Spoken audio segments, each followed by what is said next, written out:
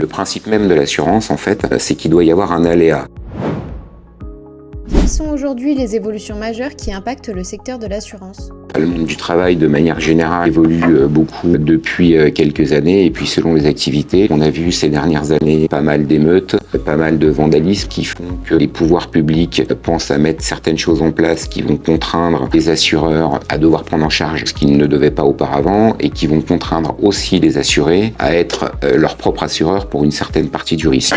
Mais il y a quand même quelques domaines qui suscitent de grosses interrogations concernant les événements climatiques. Selon les régions dans lesquelles on se trouve, l'aléa n'existe plus, c'est une quasi-certitude que l'on va avoir des inondations ou bien de la sécheresse. Certaines régions risquent d'être fortement impactées avec d'une part une grosse difficulté pour pouvoir trouver un assureur, surtout à un coût qui risque d'être multiplié par 2 ou 3. On entend souvent que les assurances augmentent, même si les gens ont du mal à l'accepter, elles ont augmenté bien en deçà de ce qu'elles auraient dû puisque le coût moyen des réparations a explosé, la fréquence des sinistres a explosé aussi et c'est vrai qu'on doit adapter malheureusement les tarifs pour faire face aux dépenses qui sont de plus en plus importantes. Un autre domaine, c'est le domaine de la santé. On voit peu à peu des engagements de la sécurité sociale. Il y a eu un transfert de charges énorme auprès des assureurs. C'est une des raisons pour lesquelles les coûts n'arrêtent pas d'augmenter. Sans être pessimiste, n'ont pas vocation à cesser leur augmentation d'ici quelques années.